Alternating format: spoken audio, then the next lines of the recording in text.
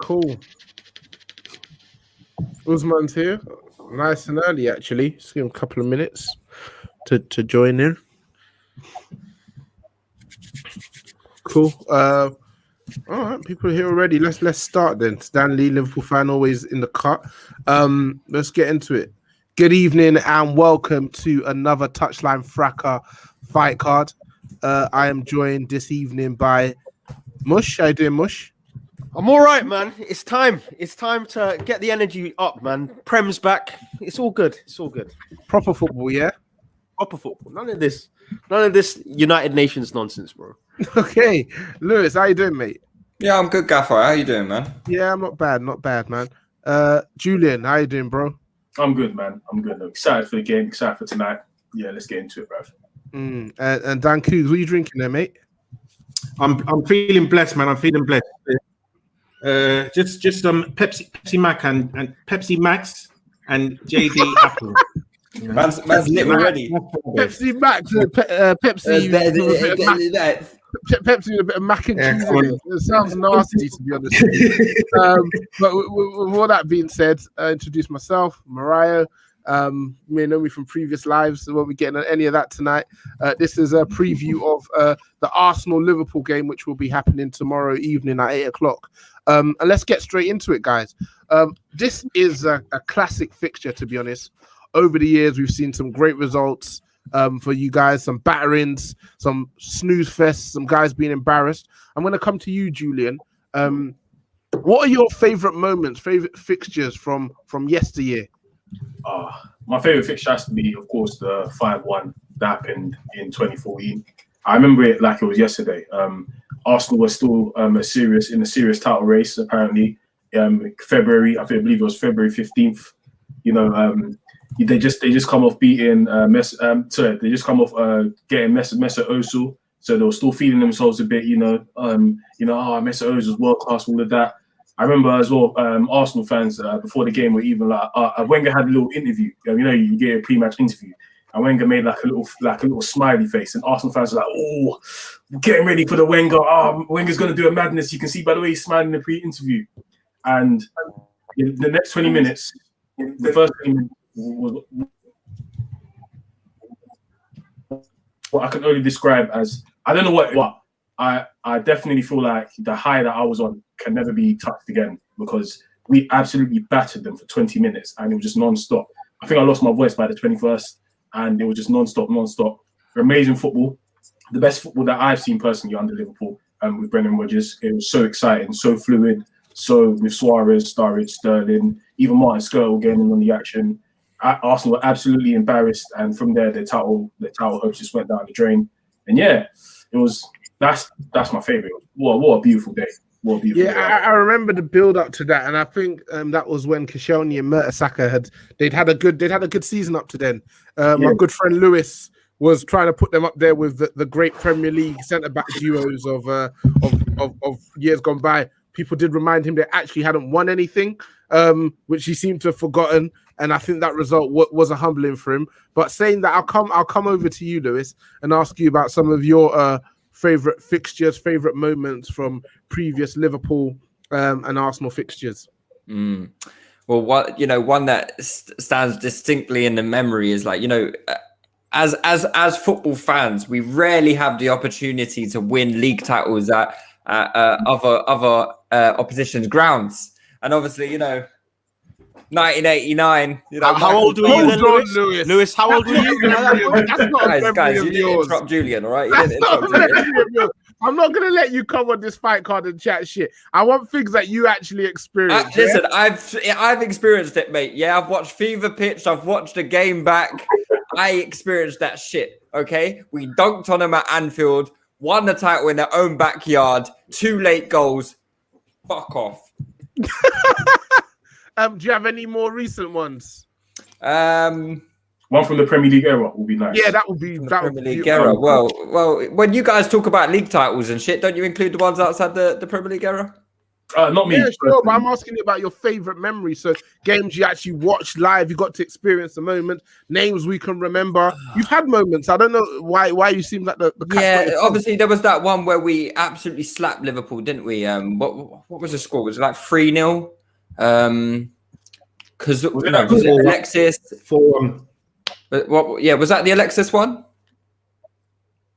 You tell us, man. There's been a I'm lazy, mate. I'm getting knowledge is looking all kinds of sketchy for this pod, isn't it? One of the ones where we beat you. That's. Here we go. Clearly, someone's on the maker's mark this evening. Yeah. Bush, I'll come over to you. You're someone who can be relied on to have a decent memory. Previous fixtures, favorite moments. Yeah, I mean, Mariah. There's been a few, you know. Man said mush, innit? Yeah, I said mush, you know. All right, Dan. What have you got in your bottle today, Dan?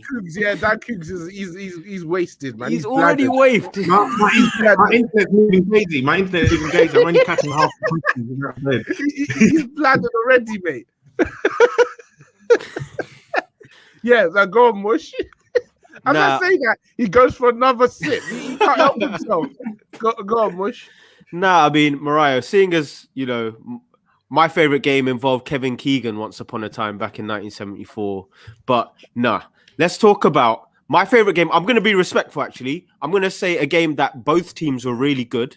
The year, I think it was 2008, the Champions League, was it quarterfinal? I think it was the quarterfinal. Great game at Anfield. Theo Walcott with that incredible run where about 3 Liverpool players tried to take him out. Whilst they were still showing the replay to that goal, Kolo Touré with some madness to give Liverpool a pen. And then Torres wrapping it top bins. And then at the end, watching Fabregas try and chase down Ryan Babel right at the end when we fell over, didn't he? Fabregas fell over. Yeah. Classic. I can't be bothered. I'm just going to fall here. He was looking back at the grass, but I'm not sure what he was looking back at. But it was an amazing game. And I actually do think that whereas the United-Liverpool rivalry underwhelms, I think Liverpool and Arsenal always pull out great games. Even when Liverpool weren't that good, I remember a game where Van Persie and Robbie Keane both scored screamers at the Emirates as well. So it's a great fixture when it comes to seeing some quality goals. The first ever Arsenal Liverpool game I ever went to was in maybe like 2002, and was it Henri Camara that used to play for you? Nah, TT Camara, bro. TT Camara, that's it. And you guys beat us 1-0 at Highbury, and that was one of the worst games I've ever watched in my life. It was horrendous, and that was the first ever Arsenal Liverpool game I went to. Nice. Mariah, you look confused. What's going on? I can't even hear Mariah at the moment. You're right, Mariah. Mariah, are you okay there, son? He can't host unless he's on the maker's mark. Am I the only sober one this evening? What is going on? I've been drinking water all day. Dan, what Cougs? What about you? What's your favorite? You haven't done yours yet. To be honest, there's been a few. Somebody yanked my Ethernet cable. So back to you, Dan Cougs. That's why you saw me turn, and then after that chaos. Dan Cougs. What performances, games from yesteryear that come to mind?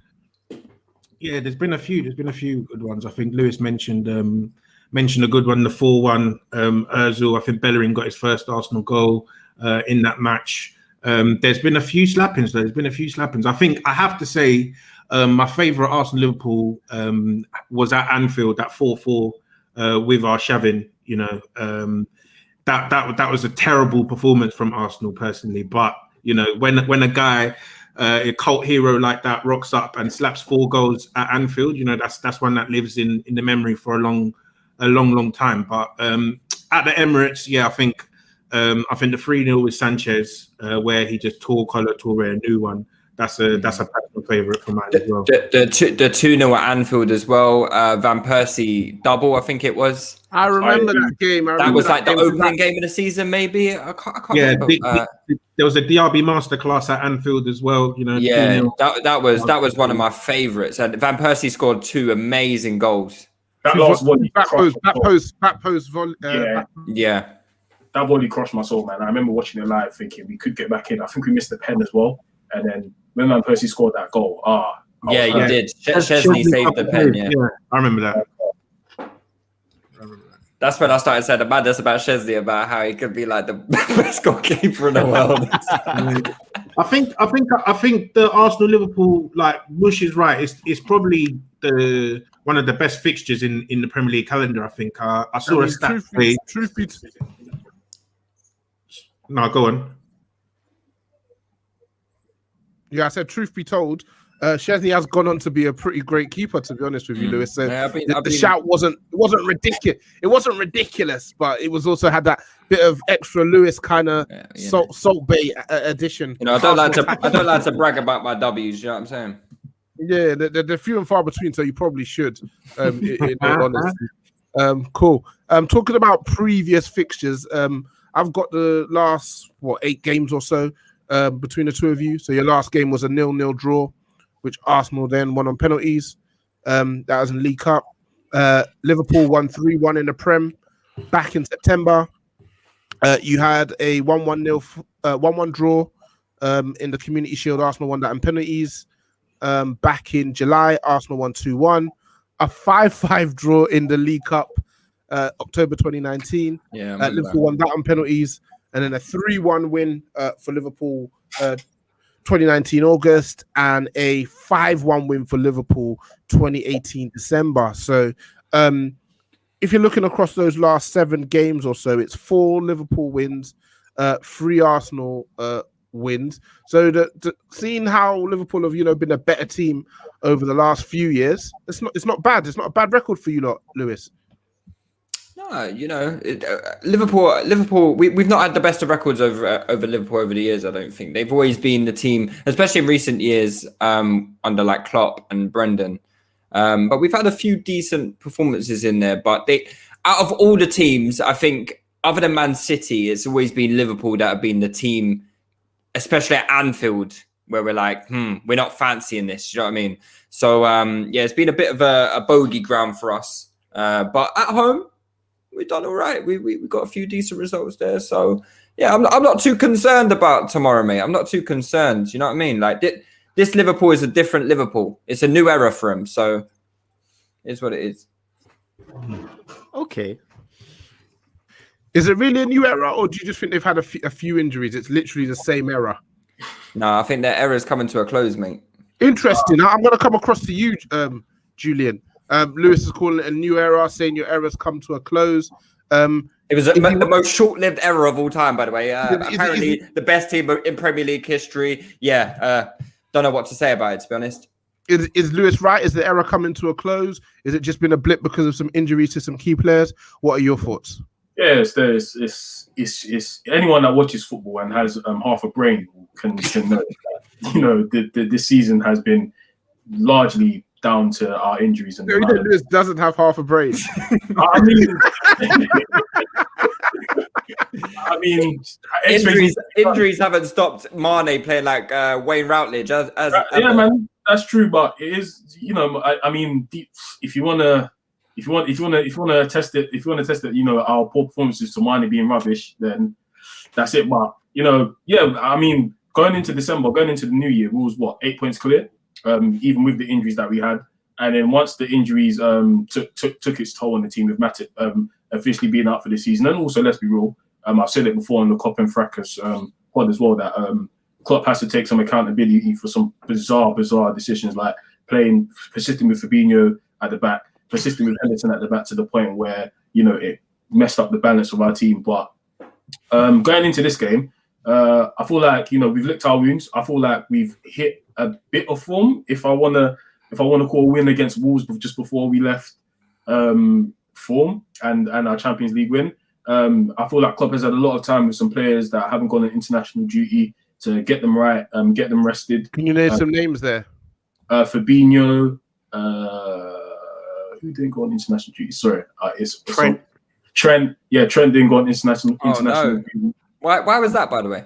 He's been promised he's going to be back in. Don't worry about it. Yeah, I don't really care, to be honest. If he misses out in England, where they're going to play against Estonia and Albania and another short-lived era for the best, the generational right back, eh? I mean, PFA Young Player of the Year, Premier League winner, Champions League winner. It speaks for itself, really. We don't need to celebrate. Like I said, short-lived. Yeah, we don't need to celebrate FA Cups and little Starboy performances against Aston Villa in them. So what Lewis, you're saying Trent in a few years is going to be doing like Michael Richards, yeah? When I burst into the scene at 18. Trent will still be when I took that short corner. Yeah, I mean, that short corner won a trophy that you can never imagine of winning. So, boy, I'd rather have that. I can definitely imagine it. Sorry, yeah, you can imagine it, but Yeah, let him finish though, Lewis. He was letting us know about the players getting that extra, getting that extra from Klopp. Who else was there? Kabak, I don't think he went. Robbo, I'm not sure. I mean, that's enough. That's those 3 or 4. Yeah. Robertson was there for Scotland. He's there for Scotland, but yeah, I just hope for the best. To be honest, I hope our midfield, especially with Fabinho being back in, possibly being pushed back to midfield. Thiago showing out a bit if he starts tomorrow. Jota hitting form, carrying one of the best players in the world, Ronaldo, to a win over his international duty. Salah, hopefully he wasn't utilized too much with Egypt. So he scored a brace. Yeah, he scored 4 goals. He scored 4 goals in the game. Oof, wow. Has Julian done any revision for this podcast? No. Less revision than you, Lewis. Somehow. Possible. I just turned up. When it comes to international duty, that's my break from football because we ain't mad at you for that. Yeah, man. Unless it's like a competition, I'm not checking into these stalemates and watch Macedonians and Estonians and that. So yeah, man, I'm quite confident. I'll be honest. Arsenal look okay going into the game. They was able to claw back a draw against West Ham, who we beat twice in the season, by the way. The game before that, they looked alright against Spurs. So who knows what kind of Arsenal will turn up? But I'm only bothered about Liverpool, and I feel like this game is in our hands. So we got. I respect that. Stick talk. Yeah, man. So I'm going to come over to you, Dan Cougs, because I happen to share a group chat with a few of the Touchy Gooners. Seems to be, and I'm assuming the discussions that are coming to our group chat are starting in the Touchy Gooners group chat. A lot of discussion on whether you're having a good season. Arteta's turned it around since December. Which ones of your players could get into the best teams, etc., etc. Despite that still being 10th. Let's talk about your form, I guess, is what I'm trying to get into. So, we're ninth now. Yeah. Progress. I like it. I can't see past 6th, so I don't know what's going down there. What are your thoughts about your form coming into this one? Yeah, I think the form is what I think we should have been hitting from the start of the season with the quality of our squad. I think the pace that we're currently playing at, I think, is 3 losses in our last 15 games or something. Which is I think pretty commendable. That's probably what you expect from a team. How many wins? I think it is 7 or 8 wins, and then the rest draws, basically. So it's if you're doing that over the course of a season, it's about pace for it's top 6 pace, basically. I don't think it's anything special. I don't think it's anything to sort of scream home about, especially when you start the season as poorly as we did, innit? So it's funny because I know a couple of guys that you're talking about. If you say anything positive about Arsenal, it means that you think you're buzzing, you're over the moon with how the season's gone, etc. But I think we're playing some nice stuff. I'll say it. Don't worry. Yeah, I think we're playing some nice football at the moment. And I think the thing that really shoots us in the foot is we got too many bozos, man. We got too many unreliable players in both boxes, so it doesn't matter how well you're playing if one of your central midfielders is going to kick the ball into your own net, pass the ball to the opposition outside your box, just essentially give goals to the opposition. You're not going to win football matches. So I am encouraged by the way we're playing football. I think tomorrow's game is going to be definitely very interesting to see who dominates possession, etc., who is on the ball a lot more. But I'm encouraged by what I'm seeing on the football pitch, if I want to be balanced. Cool. I'm going to come across to you, Mush. Julian feels good. He sounds bullish. How do you feel going into this one? It's a difficult one to assess, really, because Liverpool's league form has just been so sketchy and poor. It's almost hard to interpret how Liverpool are playing, because they looked so good against Leipzig, who are obviously doing really well in the Bundesliga, chasing down Bayern Munich. So it's almost like which Liverpool are the real Liverpool, in the sense of what are they prioritizing? And this is by no means me saying the league isn't a priority, because I think it's madness to prioritize trying to win the Champions League over trying to chase down a top 4 place, when the teams that Liverpool are probably trying to overcome just aren't consistent enough anyway. I think a big thing is that Fabinho, like Julian said, is back in midfield. So Fabinho's been in midfield. Liverpool, the last 2 games it started, Liverpool have recorded 2 clean sheets in a row. The last time Liverpool had 2 clean sheets in a row, the last 2 games he started in midfield. So it's no surprise. He's such an integral part of the team and the way we play. I think Thiago is now, he was up there with Liverpool's most challenges won and most tackles made. So you can see he's adjusting to the kind of cardiovascular requirement you've got to play in a Liverpool midfield. So yeah, I am more confident. I think there's just more pieces coming back together, to be honest, bro. Like Jota coming back also. I think Trent has got a welcome rest as well. So there's a lot of pieces that I think the Liverpool Arsenal game is going to be a big indicator about going forwards for the rest of the season. Are Liverpool really going to be able to put together a big run to finish top 4, or is the league just a write-off? So it does mean something to me tomorrow. Cool.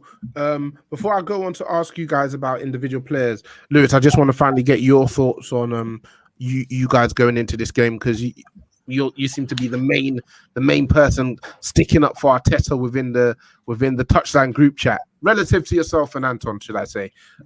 So yeah, what are your thoughts going into this one? What, in terms of our season in general? Season in general, form coming in, I'll take it all, mate. I'll take it all. Look, we're playing well. I think we're playing some decent stuff.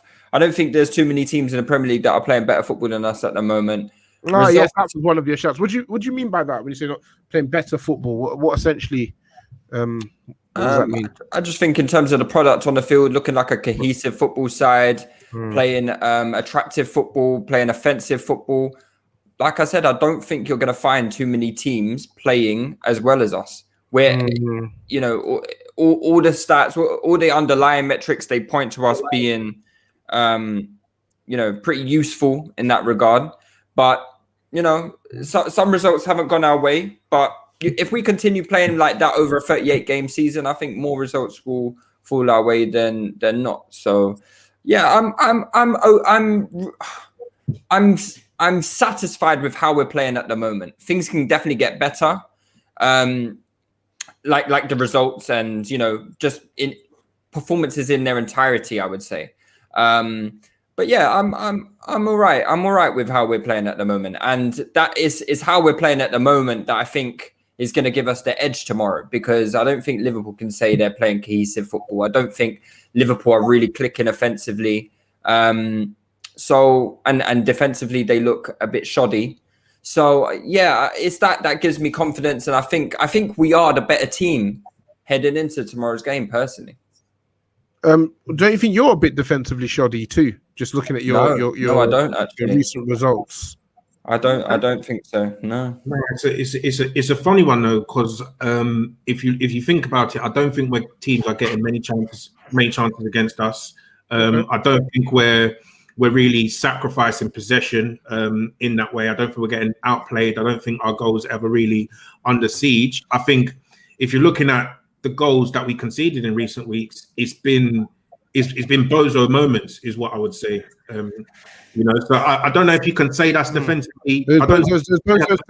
Does Bozo still play for you? Does Bozo still play for you? Yeah, so isn't that part of the summation of your the quality of your defense? Yeah, You've conceded more goals in your last 5 games than Liverpool have. Yeah, so in their last 5 games. That's what I was going to say. That's what I was going to say, right? So, like, as in whether you count that as your defensive structure being poor or making individual errors. Do you get what I'm saying? So, I think if you look at the way the team is set up, right, like if you have players not making glaring errors, we're not conceding in these games. Like you look at the West Ham game. I think they scored a really good first goal, and the second goal they turn their back on a free kick, they get done. You look at Burnley, Jack has basically kicked the ball into his own net. You look at Leicester, Jack has given away. Yeah, but isn't the fact that your defenders do these things? Isn't that? Yeah, so that's what I was saying. Like, as in, do you see that as us being defensively suspect, right? Because I can look at a game like Spurs, and the only way that Spurs were able to score was a complete golazo. Do you get what I'm saying? So it's like, so it's like Spurs aren't really one of the more. Well, they put 6 past you, lad. So you quieten down, all right? You quieten down. Spurs are really one of the more enthralling sides going forward. Daniel Cougs. What I will say is, you mentioned players like Xhaka, you mentioned individual errors. These guys are still going to be playing. These guys are still going to be starting. So where do you separate the individuals who are going to be on the pitch and, I guess, owning up to what your goals conceded record is? Yeah, I think though, if you look at the record over the course of the season, I think it's the third or the fourth best defensive record in the Premier League. Right, okay. So we've actually conceded 4 goals less than Liverpool, despite these bozos playing. Do you get what I'm saying? So if I look at it that way, then I would say, yeah, I think we've got a good defensive structure in place. I don't think we're suspect at the back. But then obviously, yeah, if you're going to take the last 5 games where a lot of errors have taken place in a short space of time, then yeah, I could say that we are. But I think it's personnel based rather than anything from the management there or the defensive structure, if that makes sense. Okay. I'll come across to you, Mush, because you've kind of sat there, you've been calm, patiently waiting. What's your rebuttal to the Arsenal lads who sound pretty bullish, pretty confident? Have they got a point? Are they chatting shit? What are your thoughts? I mean, I don't want to say it as directly as chatting shit. I think their confidence comes from a place of guidance. Yeah. Look. Ultimately, their confidence comes from a place of becoming better than they were before. Now, I think where I disagree is that they think that this Liverpool is as bad as the one we saw a month or 2 ago, who were getting slapped by City, slapped by Leicester. Liverpool have only conceded 2 goals in their last 5 games. Fulham. And okay.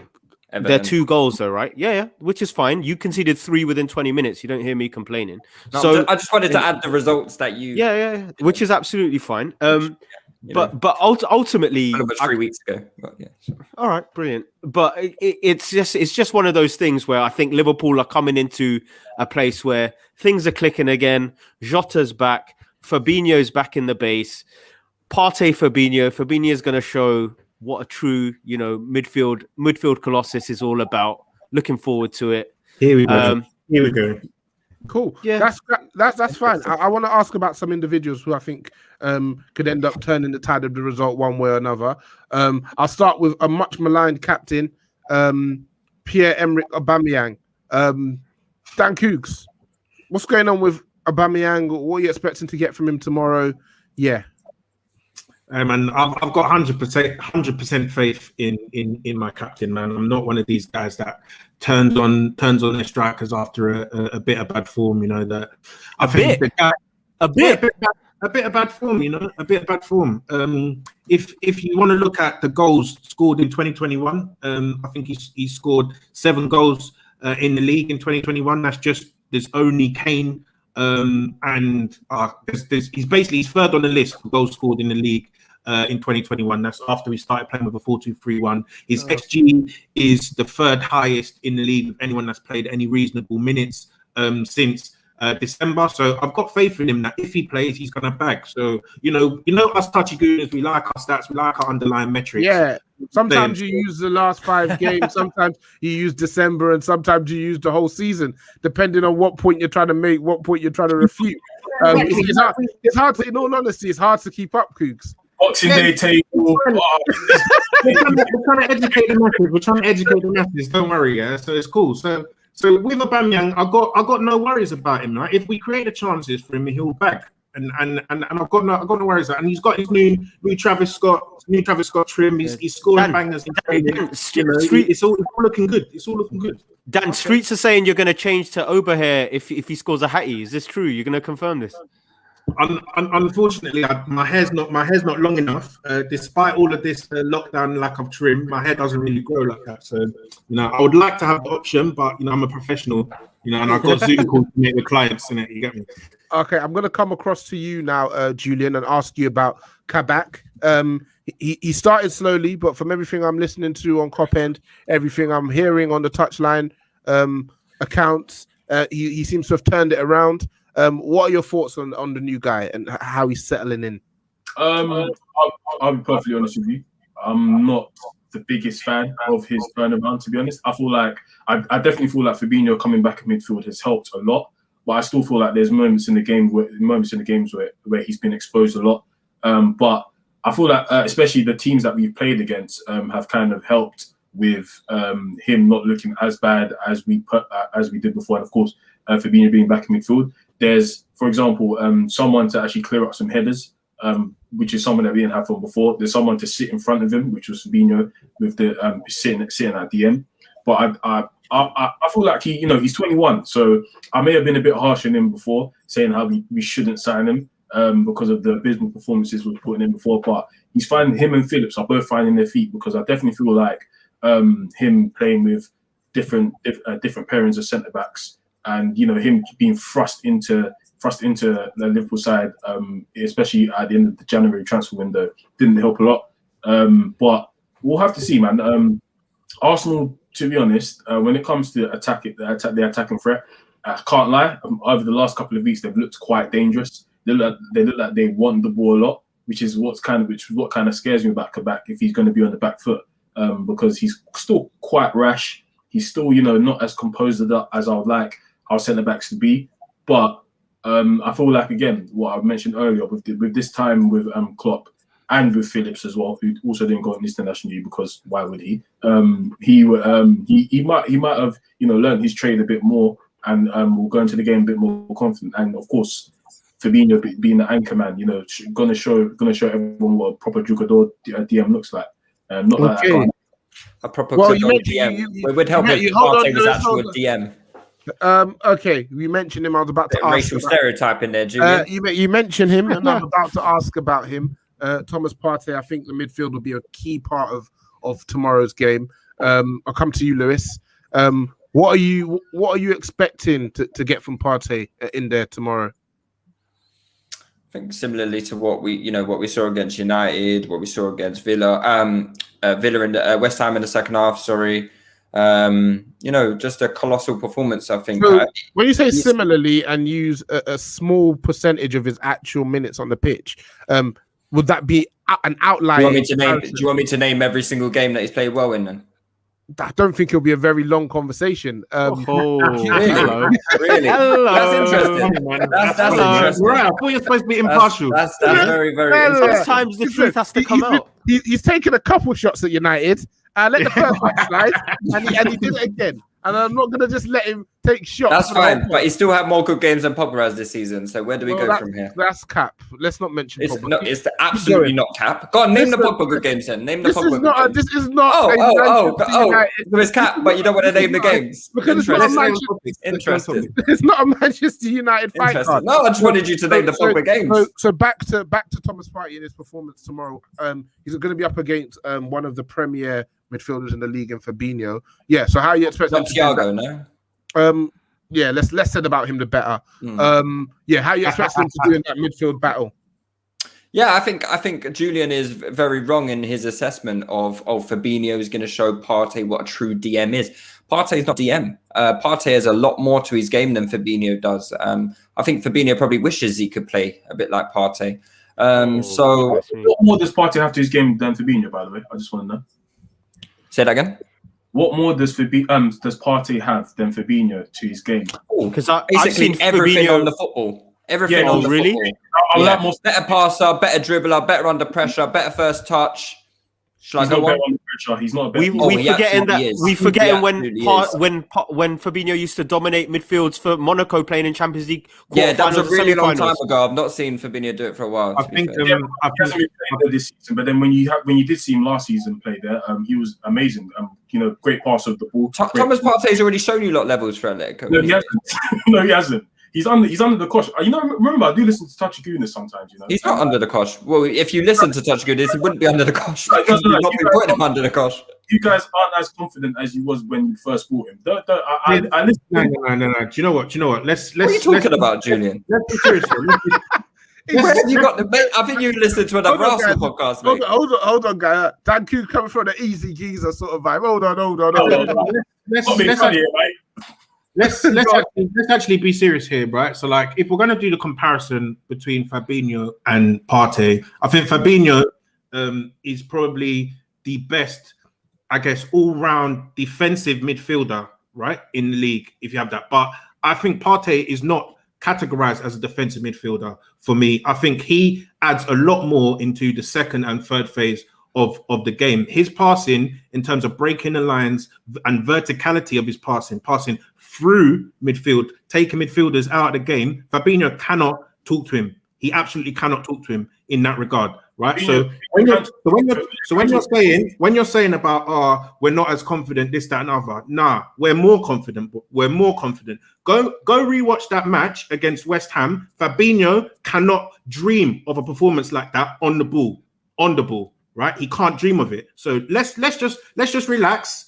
Let's not do the we're gonna Son party. We're gonna spin him, because people have been on this fight card saying that they're gonna do all this, that, and the other.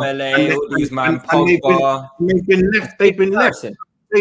So let's not do it. Let's not do it at all. Because so wait, you're saying that Fabinho's in that category? Let's have some order. It seems like Dan he's not order. Let's have some control here. It seems like Dan Coos' use of the word verticality has got some of the guys riled up in the comments. Got a comment here from only the Liverpool fans are riled up. They're a touchy bunch. They are. Dad loves the hipster buzzword. That's not going to convince us. Stan Collymore wouldn't be happy with that word. That's literally what I was thinking.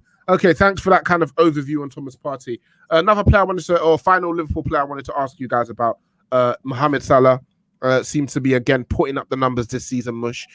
He's going to be up against apparently the best left back in the league. Mush. I saw what happened.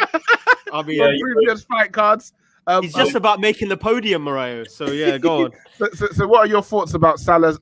What Salah's going to need to do tomorrow to leave his mark on the game? Mate, I saw the last time Kieran Tierney come up against Mohamed Salah, and Kieran Tierney couldn't even foul him to catch up to him when Mohamed Salah made that goal against Arsenal last time. Listen, Tierney, he's a likable guy, tucks his shirt in, probably does his homework when he was younger. It's fine. We all like Kieran Tierney for the person he is. But when it comes to Mo Salah, we're talking a different kettle of fish here. We're talking about one of the prime elite players in world football right now, and he's not. Kieran Tierney is getting nowhere close to him. I assure you, tomorrow. And Mo Salah, you any money he padlocks him tomorrow. Did he padlock him last time? I'm telling you, I'm betting you any money he padlocks him tomorrow. Tierney was looking around for his iron brew, bro. Like, I can't lie. I don't know where this confidence is coming. Let's forget about that. Let's talk about tomorrow. Why do we have to forget about it? That's the last piece of evidence we have. I'm telling you, he's gonna padlock Salah tomorrow. Saying it louder doesn't make it true. We'll see tomorrow, innit? When I'm right, you lot are gonna be silent again, so it don't matter. You tried to scream at us to make your point more true. Any money, I'll take any bets. Padlocked tomorrow. Salah's not doing shit tomorrow. Not doing shit. You know what's funny is that we've played you 3 times, right? And in the previous 2 games, what did Salah do against Tierney? What did he do? Nish. But then Look, one of those games, we were literally coming out of winning the league. It was just like a pointless game. Mush, he's asked you a question, brother. Brother Mush, he's asked you a question. Can you please answer it? Listen, I go by most recent evidence, okay? Most recent evidence is the most accurate evidence. And I've seen what Mo Salah can do to Kieran Tierney. Cool, that's fair enough. And I wanted to ask you guys about one of your centre-backs, but I'm not sure which one it's going to be who plays tomorrow. You got Louise, you got Holding, you got Mari, you got Gabriel. So you guys pick whoever you think is going to play tomorrow, and you tell us what you think they need to do to. Mariah, we're talking about top 5 in the league, Gabriel. Yeah, I want to hear Lewis's opinion on this. Gabriel's been fantastic. You would love to have Gabriel in your defense over fucking Kebab. Okay, Laugh. Whoa. We are not that. Listen, we are not that. So Gabriel and options 5 and 6. Yeah? Those views are the views of Lewis and Lewis alone. Continue. Louise is out of the game, they tell me in the comments. Harold Afori tells me. So that brings us back to Mari, Holding, or Gabriel. Guys, who's starting tomorrow and why do you think? Gabriel's going to start. Gabriel will start. So if Louise is definitely out, is that the news? Yeah, he's got a knee injury. Yeah, I saw that it was a doubt. I didn't see that he'd been ruled out. So I'm assuming it would be Holding then, no? Yeah. Holding and Gabriel, yeah? So let's talk about the partnership. So how do you see that partnership doing against Liverpool's front line? Yeah, I'm not a big fan of that. If I'm being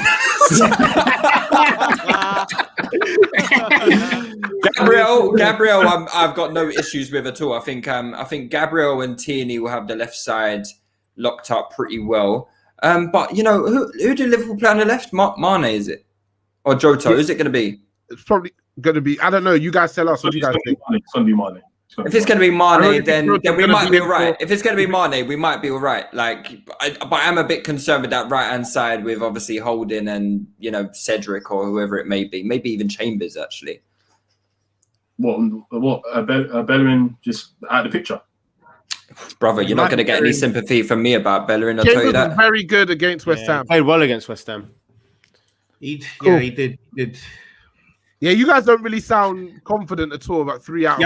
But you know what? Now that I look at their team, I'm not. It's Mane. Do you know what I mean? Like, it's a funny one. It's a funny one because I think Holding. I can't remember whose debut it was. It might have been both Holding and Chambers' debut against Liverpool, first game of the season. Mane spanned the block on both of them. So. Mane scored the last time he was in North London as well. So listen, Sadio, this disrespect for a player who's been at the top of his game. Holding played in the Community Shield, though, didn't he? Yeah, I was going to say, to finish my point, I think Holding had a really good game against Mane in the Community Shield. I think he did. I think there was a bit of a scuffle early in the match, and Holding, when he gets a bit agitated, he turns into what all the Brexit supporters think that he is 100% of the time. So he has had some good performances against Mane. So I don't know, man. It's definitely a funny one because obviously we don't rate Holding in these parts, but but he's done all right this season, Dan. He's done all right. Needs must. Cool. By the way, do we actually respect Community Shield as like a proper game? Are we actually seriously considering that? Why do we respect it in every other country except here? I don't understand this British snobbishness towards such an illustrious trophy. I don't get it. I don't get it at all. It's a trophy at the end of the day. They need to rename it. They need to rename it the English Super Cup. We had a pod about this. Yeah, and if Liverpool could manage to win one, I'm sure you would speak about it a bit differently as well. Well, this is it, isn't it? Yeah. Cool. All right, Mr. Lou Bob, Marco has a bet for you in the comments. He wants to bet you 30 quid that Liverpool beat you tomorrow. 30 quid that Liverpool beat. So if it's a draw, I win. Salah scores. I think it's that Salah scores, and he's 30 quid that Salah scores tomorrow. Okay. My bad. That Salah scores. You're having a laugh, in 30 quid. Are you taking that bet, Lewis? Yeah, easy. Premier League top scorer, you're turning your nose up at, yeah? You ain't gonna do shit against. We've got it live on the fight card. That's Lewis. fine. That's fine. 30 quid, Marco, you're on, mate. Wait. Jose Mourinho meme, yeah? He's not doing shit. Okay, cool. And let's go to the final part of the fight card. Always seems to bring up the most risen emotions. The combined 11, as usual. You guys will pick a formation in any positions where there's a draw. I'll be the deciding vote. So firstly, guys, what formation are we going to go with? 4-3-3, I think. 4-3-3. 4-2-3-1. I want 4-2-3-1. I'll say 4-2-3-1 as well. All right, cool. Lewis, are you 4-3-3 or 4-2-3-1? Yeah, 4-2-3-1. 4-2-3-1. Okay. Let's start. So we'll start in goal. I'll start with you, Dan Cougs. Bernd Leno. This is all based on form, right? I want to get the criteria out of the way, What does form mean? What does form mean? Well, last time you lot were chatting shit, so I don't want any fucking... I don't want... Listen, each fight card seems to do it differently. Some fight cards will do who's had a better season. Some fight cards will do form. I'm happy to go with, again, the consensus. Let's go form. I'll say season. I bet you would. Yeah, man. I think it's fair to do form. What does form mean though? Last 10? What would say? Last 10. Last 10, 15 games? Yeah. Okay, cool. Damn. So Dan Cougs has gone with Say Leno. since the turn of the year. Say since Boxing Day. These selective milestones right here. That's a shout, to be honest. And that's last 10 games. That's last 10 games. Are we doing across competitions or strictly Premier League? Oh, just Premier League. Come on. Premier League. Okay, cool. That's fine. So Dan Cougs has gone with Leno in goal. Jules? Alisson. Lewis? Leno. It has to be Leno. Alisson's been on a wind-up. And Mush? I mean, just because I know what he's capable of, I'm going for Alisson. Because I saw if Leno hadn't made that crazy mistake against Wolves where he ran out and handballed it, I would have gone for Leno. But I'm sticking with Alisson. So not based on anything but vibes, that one. Yeah, not vibes. You're hearing this, man. He would have gone for Leno. Do you get what I'm saying? Would have. But it's a tie. It's a tie. So I'll be the decider. My head first said Alisson because his gaffes came to mind first, but then I remembered that Leno's had quite a few gaffes recently as well. It's two guys who've had gaffes over the last 10, 15 games. So in that case, I will go to who I feel is a better keeper. I'll go with Alisson in that regard. Let's go right back. Trent, of course. I think it goes Trent. Trent's had some really good games recently. He's got a man of the match. He's created a few goals recently as well. I would definitely have worried a lot more if this was about the season overall, which was initially proposed. But recently, Trent has been really, really good. So I'm happy to go for Trent. I can't lie. I'm just choosing Trent because the guys that they've got right back. Yeah, Cedric's been all right. But Bellerin's been there right back for most of the 10, 15 games, and he's shit. Like dog shit. So nah. I mean, for me, it's got to be Callum Chambers. I mean, you just mentioned the criteria there, right? Recency, got a man in a match, and created a few goals. Right. Okay. So Callum Chambers, 20-minute sample. Yeah. Okay. Cool. Dan Cougs, who you going with? Yeah, I'm gonna say Chambers as well, man. Is this what we're doing? Is this what you don't believe? Mariah, don't even have it, man. Mariah, don't have this. Look, man. This is fight card veterans. Yeah, this is fight card. This is fight card. All right, cool. This is fight card. Do what you got to do. I respect it. Man. You know what's coming. Do what you got to do, brother. So again, I have to break this time. I can't believe this. Mariah, all I'm going to say is this time, it's not even the bottom of the barrel. The barrel's been lifted, and whatever's underneath the barrel has been turned. Man said Callum Chambers. It's so bad that, Trent is being so bad this season. He hasn't, though. He hasn't been we said form. The last month, he hasn't been bad at all. Don't worry. It's fine. I'm going with Trent at right back. So thank you. Centre back. I'll get your partner. To Liverpool. Yeah. Cool. Yeah, I'll start with you, Mush. So your centre back partnership. Oh, what combined? Yeah. Okay, now. Do you know what? I'm gonna try and be fair here because even I can't be a madman like this. I'll go. Do you know what? If it's form, I'll go Gabriel. And I'll put Phillips in because you got Liverpool Player of the Month as well. You got Liverpool Player of the Month as well. Crazy guy. I was about to respect you there, but Lewis. Luis and Gabriel for me. I think they've been really good when they've played together. I actually think. Look, I hate Luis. Mariah, you know how much I hate Luis. But I do. He's really made a turn this season. Like the last maybe 3-4 months of this campaign, he's been really, really good for us. And like he's probably along him and Gabriel. I don't know who's quite the first name on the team sheet at the moment between those two at the back. So I would say Luis and Gabriel for me. Cool. Julian? Yeah, Luis and Gabriel. And I'm not going to say why. That's it. Julian, I wanted you to say Kabak and Phillips, and I want to see the madness unfold. I'm not going to say why. Keep it moving. And Dan Cooks. Yeah. Luis and Gabriel, I think they picked themselves, man. I think Liverpool, they've just been a complete shambles at centre back this season, man. There's not really a discussion to be had about that, as far as I'm concerned. We've got Marco piping up in the comments that Luis always piping up. He's not fit for tomorrow, so can't be picked. Is that a combined 11 rule? We don't know. He might play still. I've never heard that one either. Just wanted to check with you guys. Great. So we're on to left back. Why is he so pressed? Why is Marco so pressed? You know, Marco, he's always up for Mariah, left back, yeah? Let's just make sure we're thinking properly, yeah, before we start this, yeah? Left back. Okay. It's form, right? It's form, yeah. Yeah, if it's form, there's only one winner. There's only one winner. Go on, Julian. Left back, last 10, 15 games. The best left back in the league, Robertson. Cool. He's been quite solid over the last couple of games. Quite solid. Interesting wording. Cool. Dan Cooks? It's Tierney all day long. That's it. He's been in better form than Robertson. There's no argument that you can make that would say how Robertson has been performing better than Tierney in the last 10 games. There's no argument.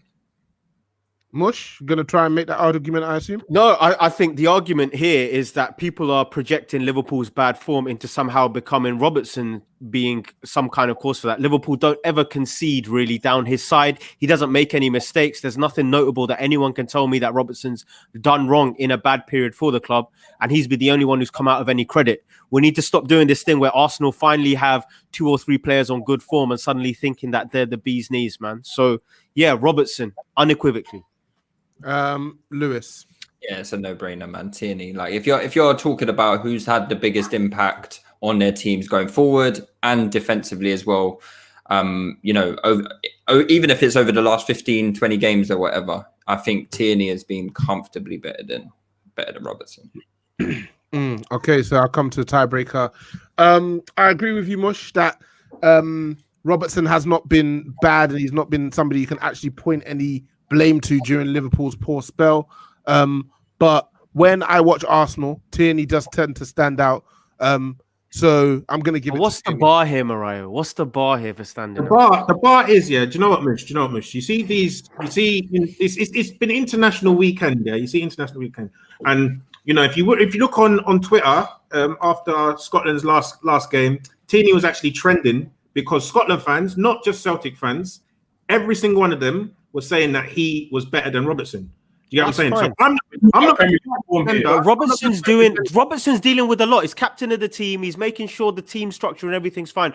Tierney can do his job that he needs to do. I'm happy for Tierney. Yeah, I'm happy he's finally come out of Robertson's shadow to be worth something in the world of football, and it means a lot to me because he's worked hard to get here. You get what I'm saying? So all I'm saying is, his own countrymen. Yeah, they're not biased whatsoever. Yeah, his captain. His captain. They think exactly. They think Kieran Tierney is better than their own captain in that game. No, I think that point is saying generally. It's fine. They were saying it's about time Robertson got dropped, so Tierney can play in his position. I saw those tweets as well. I saw hashtag Robertson out. Cool. Lewis, I swear. I'll go with Tierney at talking form.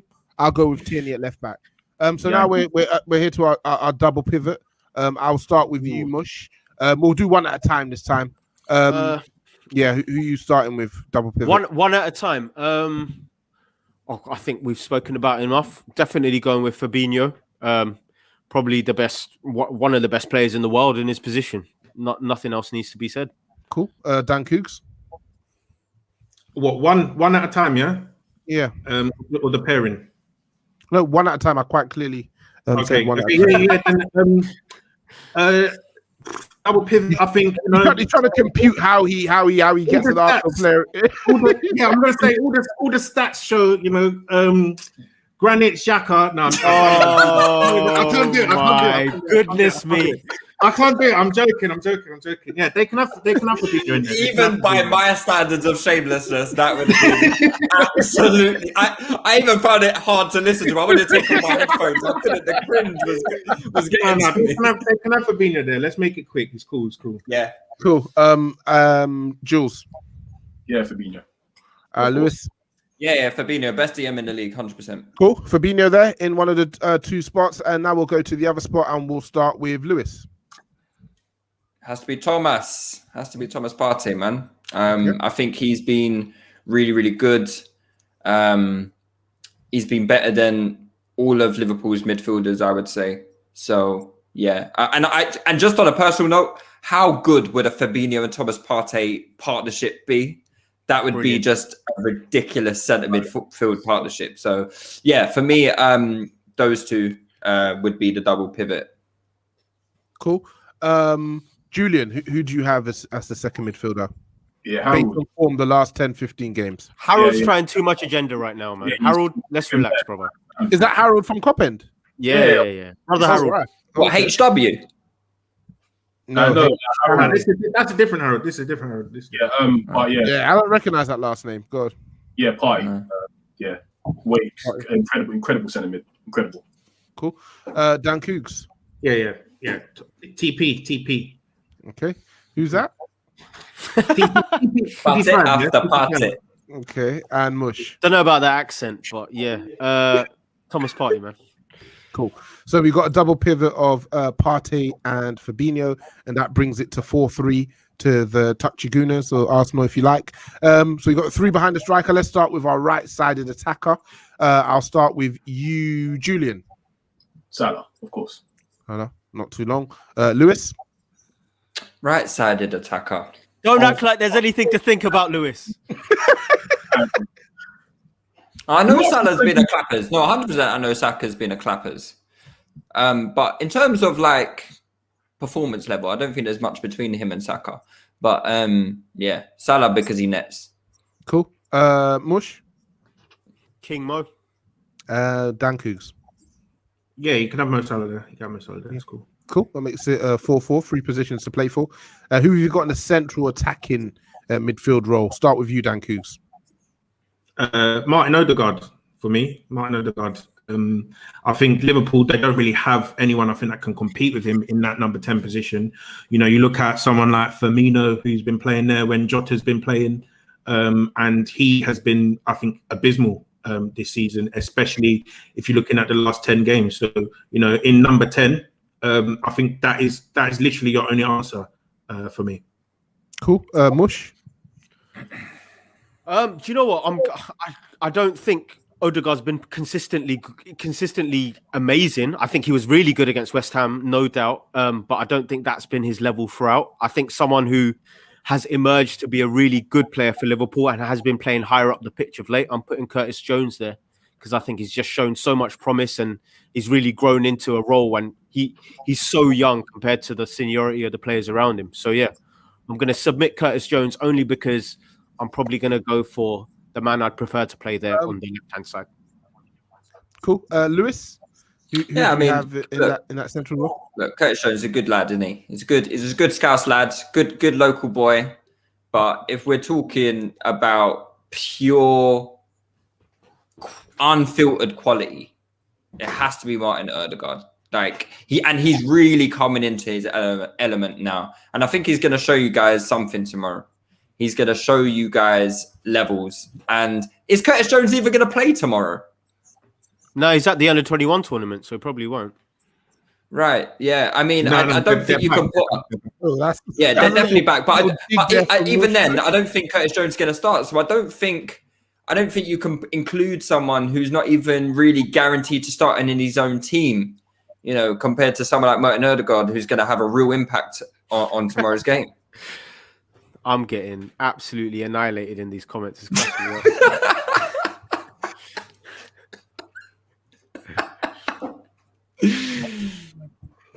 But you're right there, Mariah. I think that Ethernet cable's got to be plugged back in, brother. Who's your central attacking? What's going on? Julian, he's asked you. I'm guaranteeing he's asked you. Okay, yeah. I'm just gonna say Curtis Jones as well. I'm with Mush. The reason for this is because Martin Odegaard hasn't even played. I don't think he's played 5 Premier League games. He has played 5 Premier League games. Has he? Yeah, he has. At full 90 minutes. But I genuinely don't think Odegaard has been incredible. Has Curtis Jones played 5 Premier League games? 90 minutes. Let's be real. Don't even play number 10. Oh, right, what's going on? Yeah, but and even if Odegaard has, I can't lie, he's only been great for Mariah's gone. He's only been great for like the last 2 or 3. I think Arsenal fans are kind of overdoing the Odegaard hype. He's been all right. Against Tottenham, he was okay with getting a goal. He wasn't anything special. Against West Ham, he pulled out though, I must admit. But I think most of his points come from him playing in the Europa League. Like, it's not Julian, the other thing I do want to say is there's no doubt for me that Martin Odegaard is a better player at the moment than Curtis Jones at his age is. But I'm just saying that he hasn't consistently been incredible for Arsenal. And there's nothing wrong with that. He might be incredible for the rest of the season. I'm just saying he hasn't been incredible. He just needs to be better than Curtis. Yes, you get what I'm saying. But Curtis Jones has been very good for Liverpool. And I think Martin Odegaard has as well. I think Martin Odegaard has been very good for Arsenal, though. To be honest, so you look at the. He hasn't showed up. You look at his appearances that he's made in the league. Can you name me a bad performance? Doesn't matter. I didn't say bad though. I didn't say he's been bad. I'm just saying he hasn't. I think Curtis Jones has only completed 4 Premier League games as well. So also, it's funny that Julian then came with that statistic, but Curtis Jones hasn't actually done it himself. Guys, my technical issues have allowed this to go on for long enough. We're gonna go with Martin Odegaard here. A lot of respect to Mush and Julia for trying to put up a fight for the boy Curtis Jones, but come on. Let's be serious. Love you. And our left-sided attacker, who have you got, Dan Cougs? I'm going Bukayo Saka there on the left side. For me, Liverpool's left side has been pretty much non-existent this whole season. That guy, Sadio Mane, has been, he's been playing like Ali Dia, on that. Calma. I think Bukayo Saka's a shoo-in there on that left side. He's been playing in the front three all season. I think he's put in very, very commendable performances for a guy at age 19. I think he's been probably one of the best young attackers in the division. And I think he's 100% outperformed Sadio Mane in recent weeks. He couldn't get in on that right side over Mohamed Salah, but I'm putting him there on the left. Cool, Jules. I'll come to you. Who have you got starting on the left-hand side? Yeah, I'll give it Saka. Yeah, he's been a good lad, this season. So yeah, Saka. Cool, Lewis. Yeah, Saka. Mush. Definitely, I think Bukayo Saka is just a phenomenal young talent, and the only way Sadio Mane would have got in is if he was playing at his regular level. But he's having a poor year, and he's allowed a year off, so I'll let Saka in. Cool. With that, I mean, Touchy Gooners have already won, but let's just see if they're running the score up or not. Your striker. We would never do that, Mariah. We would never ever do that. Your striker. I'll start with you, Lewis. Who do you have starting up front? Form. So, Dan, you actually did an interesting stat since 2021. Where Aubameyang has scored the second most goals in the Premier League, so he's on form. I think but I feel like Lacazette has been playing better. So yeah, I'll probably go Lacazette, and I think, to be honest, I think either one, whatever we choose, is better than Firmino. So. Or they've been better than Firmino this year. So, yeah, I'll go with Lacazette. I think he's probably the one most likely to start tomorrow. So, I'll go Lacazette. Cool. How about you, Mush? Well, we're not going Firmino. We're going straight to the man who has been playing a while up front for us, and that's Diogo Jota. Flying at international level, completely changed Liverpool's at least attacking threat and chipped in now as well. Scored a great goal going back at Wolves. And he's just so fluid. I think the things that they complain about with Lacazette about his lack of mobility, his occasional dithering with his link up and his athleticism. You don't get that with Jota. He fits into any kind of system you want to play, especially in Premier League football. So yeah, Diogo Jota up top. Yeah, I didn't really take Jota into consideration because he's only played 2 games this year, right? So listen, Odegaard's at number 10. Not sure that Odegaard's at 10. So let's have Odegaard's played quadruple the amount of games that Jota has. So no, you're actually forgetting something, Lewis. You're forgetting that Jota was Liverpool's most on-form player in the league and Champions League before he got injured, and he came back. He came back, and he's not the criteria, brother. That's not the criteria. We're talking about October. It doesn't matter. You're saying about minutes played this year. We're talking pre-lockdown 3. You got what I'm saying? That's a long time ago. For the quality Jota has, there's no way he can miss out on a team. Right, can we clarify this? Isn't it the last 10-15 games of the player that we're picking, or is it the last 10-15 games of the team? Last 10-15 games of the player we're picking. Thank you. There's nothing to talk about. There's nothing to talk about. So, yeah, you might as well choose Van Dijk then, didn't it? Can we revise this whole 11, please? Can we revise this whole 11? That Cook said, why do you get VVD in there? Get Gomez in while you're at it. Let's be honest, it's got to make a bit of sense in it. You're really pushing it to get Jota in if we're talking about form. Like the vast majority of his games were like Dan Cook said in lockdown 3. Come on, brother. But yeah, with that being said, Dan Cook, who do you have starting up top? Yeah, Lacazette, man. Lacazette, he's the most on-form striker for both teams. 4 goals in his last 5 starts. You can't really get better than that. As I don't really rate the brother, but on form, he has to be there. 100. Cool. And Julian? Yeah, I'm still picking Origi, Julian. Say Origi. Man actually had the choice of what criteria to choose. This comment, please, can we highlight this? Yeah, we're talking combined 11, and Thiago, his name didn't get brought up once. That's painful. Harold Ofori, I've been kind of taking your opinion seriously, but with this Thiago shout, it's just confirmed to me you're a clown, you're a joker, and you're clearly Liverpool fan. I support Liverpool in that, but let's have some common sense. I'm getting cooked in the group chat. Man, am calling me saying that I'm playing against them, bruv. Now listen, Julian. You've always kept it real. Harold, Thiago's a next season thing. It's a next season thing. Don't worry about it. This combined 11 thing has become a battle of shamelessness. I had to lower myself to Lewis's level to win it one. So you don't need to do that. You're a better man than me. So listen. I'm still picking Jota, by the way. I'm still picking Jota. This is peer pressure right now. Real life. I'm picking Jota.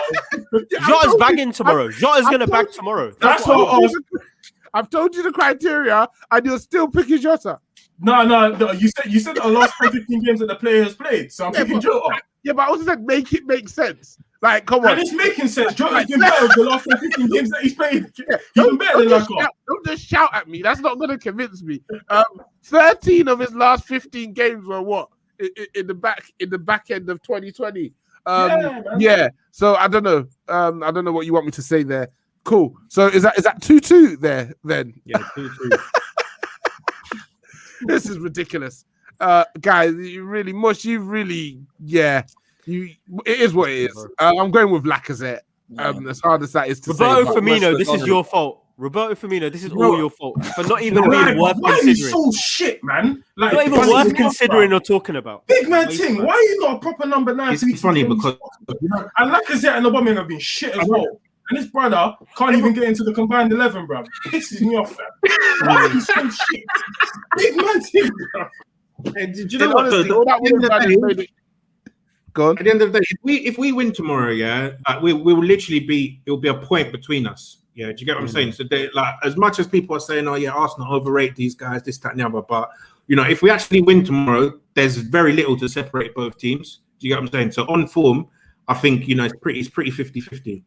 Cool. And I guess we finish up with your predictions. I'll start with you, Dan Coos. What's your prediction for tomorrow, sir? I'm going to see a 2-1 win You know, Liverpool, their record at the Emirates is pretty bad. You know, there's 2 wins in the last 10 years, and that's when with some very, very bad Arsenal sides. You know, and when Liverpool were at their highest. So you know, I think we're playing some decent ball, and I think if Lips and Kabak are starting tomorrow at the back, I think we'll get at them, and I think we'll score a couple goals. So say 2-1 to Arsenal. Cool. Julian, what's your prediction for tomorrow?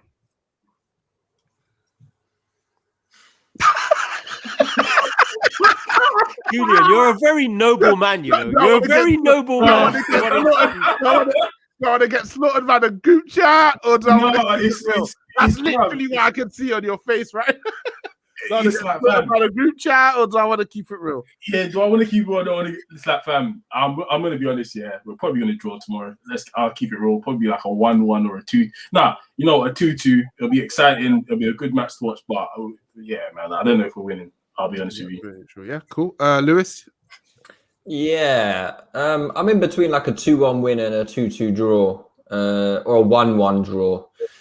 I think we might just edge it, but like I said, I think it depends a lot on, you know, we've got a few doubts. I think we've got a doubt on Saka, we've got a doubt on ESR, we've got a doubt on Louise, we've got a doubt on is Xhaka a doubt as well? I read, or Erdegaard. Isn't that better for you, lot, if Xhaka doesn't play? Boy, yeah, I mean, other midfielders are not up to scratch, you know, so it's very technical. Yeah, I think it depends a lot on. I think it depends a lot on the team that but I would like to think if we've got our strong team out, you know, the team that I would like us to play, then I think we'll win. If not, I think probably a draw. Yeah, and I'll come to you, Mush. Yeah, I'm going 3-1 Liverpool. I think Mr. Padlock in Salah isn't going to work. Mo Salah's grabbing one. Diogo Jota is going to show why he should have been in this team anyway. And I think Liverpool are going to have one. It's a different Liverpool to the joke of a team that they were a month ago. But I still don't think the back four is good enough to see out a clean sheet. So, yeah, 3-1. I'm happy to go on record. I'm confident. Let's go, boys. Let's go, Reds. Cool. So we've got some interesting results there. We'll be on the Discord tomorrow. So tune in, sign up to Discord if you haven't already. Subscribe to the Touchline YouTube channel. Drop this one a like. This is one of my favorite fight clubs that we've had so far. A lot of shamelessness on all sides, and a little bit of honor as well. But I'm looking forward to this game. Like we said at the top of the fight card, it rarely ever disappoints. So yeah, check it out. And lads, have a nice evening, man. Have a blessed day, Mariah. You mentioned Lewis won the combined 11. He's cool. He's Gucci. Like no, we should mention tomorrow we're doing video Discord as well. Yeah? Video Discord. Bushman. Gonna watch it on. Video Julian, I better see you, mate. You're gonna see the pain and tears in 4K. You know, out in 4K. I've got plans. I'm so sorry. I'll be there, but I've got plans tomorrow, man. Yeah, no, that's fine. I think you've got your 2 reps for Coppen, and I think you've got your 2 reps for. Why are Mush and Julian never on Discord? I'll come on Discord. Discord. Julian comes on Discord. Yeah, you know what? Do you know what, Lewis? The problem is I'm on IPTV in it, so I'm behind by 30 seconds. So you guys are ruining goals for me and all sorts. All right, boys. Nice one. All right, Thanks, Thank you. Easy, lads. All right, bye.